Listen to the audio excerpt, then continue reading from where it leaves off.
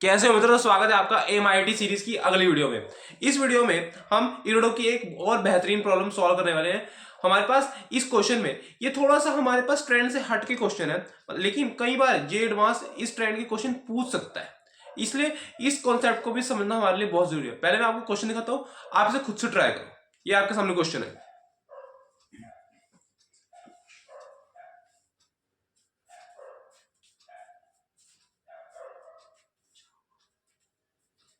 Question क्या क्या है? A bar of mass m resting on a smooth horizontal plane starts moving due to force F is equals to mg by 3 of constant magnitude. In the process of rectilinear motion, the angle alpha between the direction of this force and horizontal varies as alpha is equals to as, where a is constant and s is distance traversed by the bar from its initial position. Find the velocity of the bar as a function of angle alpha. ठीक है, देखो पहले से खुद से try करना, फिर solution पे आना। हमें कहा गया है ये एक हमारे पास एम मास का बार है, इस पे एक फोर्स लग रही है mg/3। बात क्लियर है?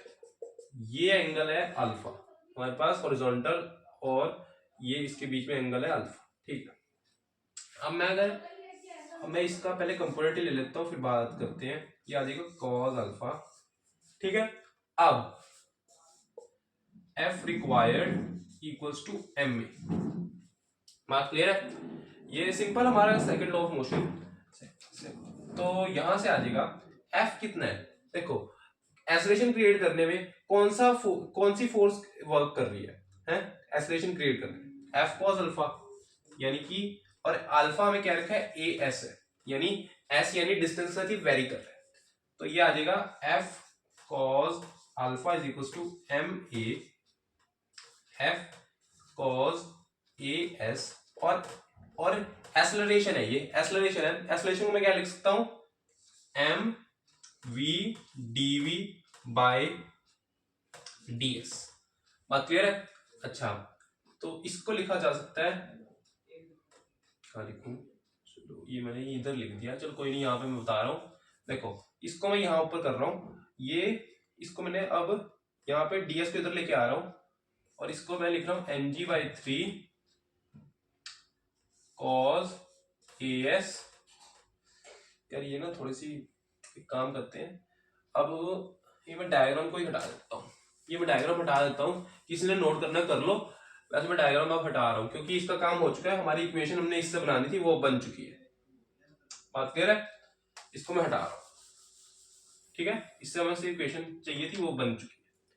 तो यहां से आ जाएगा F cos as equals m v d v by d S.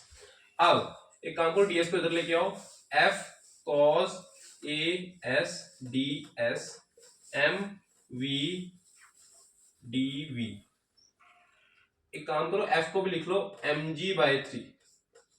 m से m गया, ये रह गया g/3 cos a s d s v d v. बात क्लियर है? यहां तक पहुंच गया आप। अब इंटीग्रेट कर दो, यहां पे इंटीग्रेशन कर दो, 0 से लेके v, 0 से लेके s। ये आ जाएगा, इसकी इंटीग्रेशन करो, ये आ जाएगा g/3, तो कांस्टेंट ही है। cos as की इंटीग्रेशन क्या होती है? cos as की इंटीग्रेशन क्या होती है? डिफरेंशिएशन करते थे तो माइनस भी आता था, इसमें नहीं आएगा। तो ये आ जाएगा साइन as, एक बार ऐसा रखेंगे तो वही रहेगा, और 0 रखेंगे हमारे पास साइन 0 कितना होता है? 0। तो ये आ जाएगा साइन as। इसकी डिफरेंशिएशन, अंदर वाले as की डिफरेंशिएशन लिखी जाएगी नीचे 3। बात क्लियर है? अच्छा, अब और ये लिखा जाएगा v²/2। बात क्लियर है? एक बार कैलकुलेशन देख लेना। ठीक है, तो यहां से मैं आंसर लिख रहा हूं। v आएगा हमारा, v आ जाएगा, ये आ जाएगा √2g/3a साइन। अब इन्होंने कहा गया है हमें जो v बताना है वो अल्फा के टर्म्स बताना है। तो as को एक काम करो, अल्फा लिख दो, क्योंकि हमें alpha is equal to as दे रखा है ना, तो एक काम करो AS को वापस अल्फा में लिख दो, ठीक है।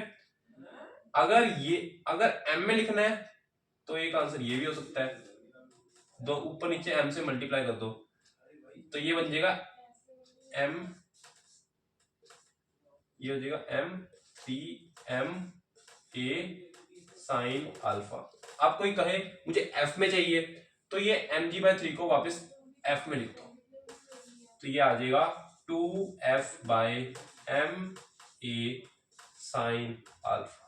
जिस फॉर्म में लिखना चाहो लिख लो, क्योंकि ये थोड़ा सा हमारे पास वेरिएबल्स की फॉर्म में आंसर आ रहा है ना, इसका कोई न्यूमेरिकल आंसर नहीं निकला, तो ऐसे निकल सकते हैं अलग अलग चीजें करके। वैसे ये सारी चीजें सही है यहाँ तक, वैसे यहाँ तक हमारा आंसर आ गया था, ठीक है, ये आंसर सही है, ठीक है। बाकी हम ऊपर नीचे ऐसे M से मल्टीप्लाई करके अलग अलग कर सकते हैं, वैसे ये हमारा आंसर आ गया, ठीक है।